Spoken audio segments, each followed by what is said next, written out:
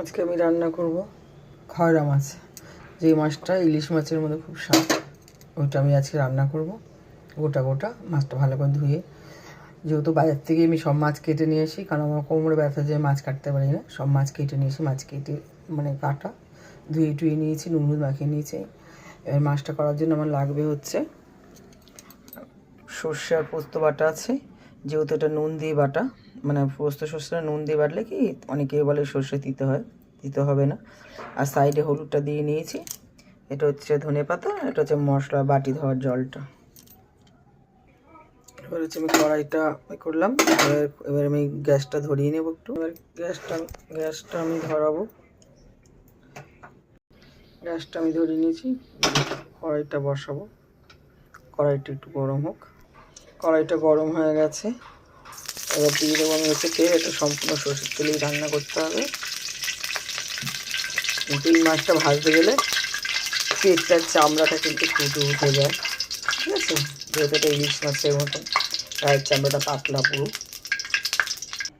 তেল গরম হয়ে গেছে, আমি একে একে সব মাছ দেবো। কিন্তু এই মাছটা বললাম প্রথমে, মাছটা কিন্তু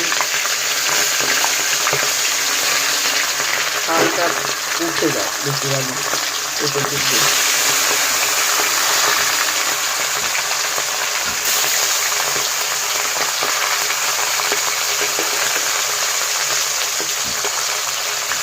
ভাজবো, বেশি বেশি ভাজবো না, এই মাছটা অল্পই ভাজবো। এই সম্পূর্ণ ইলিশ মাছের মতন মাছটা এক পিস করে হয়ে গেছে।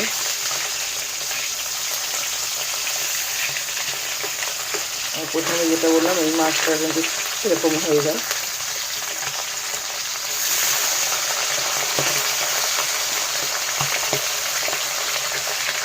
এই পিসটা হোক, মাছটা হয়ে গেছে, দু পিসে হয়ে গেছে মাছটা। এটা আমি তুলে নেব।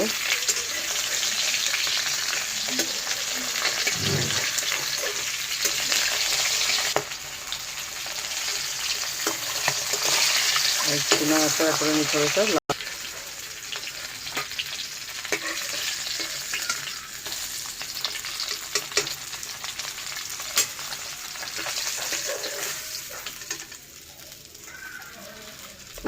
মাছটা আবারও দিয়ে দেবো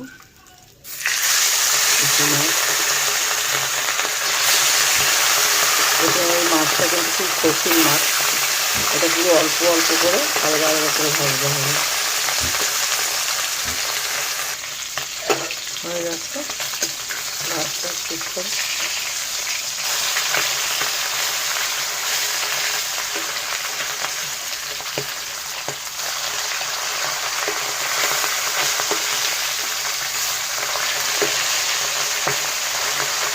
পিসটা হবে, হয়ে গেছে মাছ ভাজাটা। একে একে আমি তুলে নেবো মাছটা।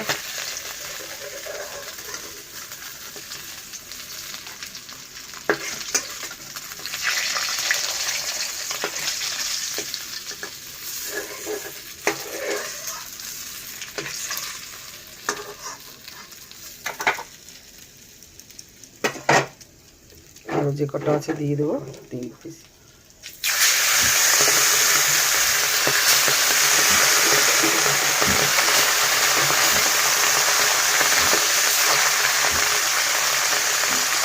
মাছটা ভাজা হয়ে গেছে, এটা আমি লিখে দেবো।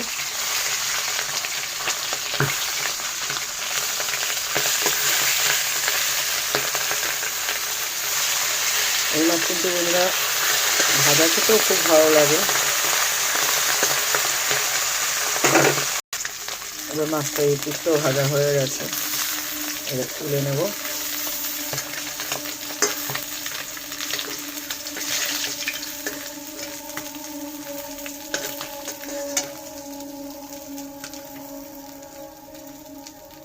দেখুন সব মাছ ভাজা হয়ে গেছে। এবার একটু তেল দেবো কড়াইতে, একটু তেল দেবো। তেলটা একটু গরম হোক, দেবো কালো জিরে,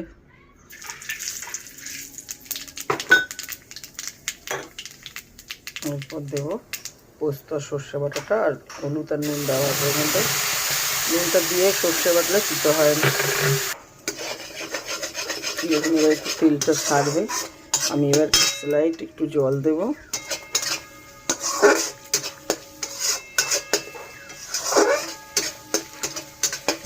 এক ফুটটা একটু জল দেবো তেলটা ছাড়ার জন্য।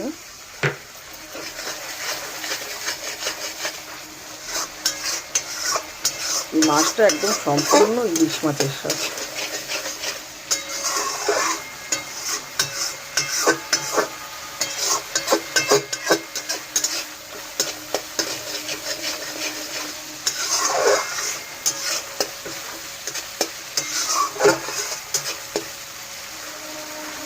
দেখুন তেলটা ছেড়ে গেছে, এবার আমি এই জলটা পুরো দিয়ে দেবো।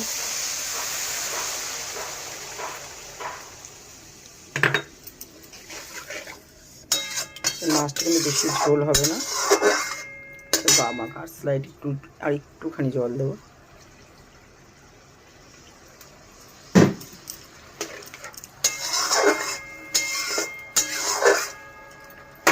এবার আমি মাছগুলি একে একে দেবো, যেহেতু ঝোল কম মাছগুলি আমি একে একে সব দিয়ে দেবো।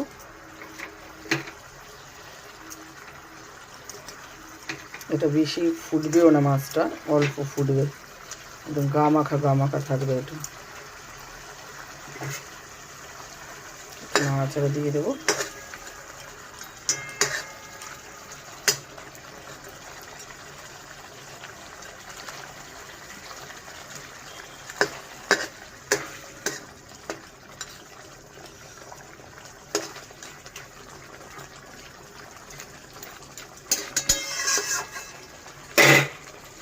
বসিয়ে রাখবো। এবার একটু ফুটছে, আমি একটু ঢাকা দিয়ে দিলাম, একটুখানি ফুটুক। এবার আমি ঢাকনাটা খুলবো, হয়ে এসছে, ফুটছে, যেহেতু আমি গ্যাসটা কমিয়ে দিয়েছিলাম। এবার আমি দিয়ে দেবো একে একে ধনে পাতা,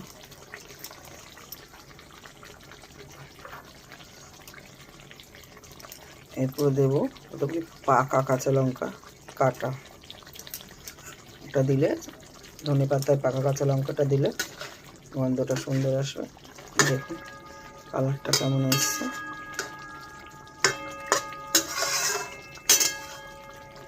এবার আমি তরকারিটা নামিয়ে নেব। কেমন লাগছে বলুন দেখে, ভালো লাগলে কমেন্ট করবেন, লাইক করবেন, শেয়ার করবেন। কালারটা দেখুন কত সুন্দর এসছে, আর গরম ভাতের সঙ্গে খাবেন, খুব ভালো লাগবে এটা।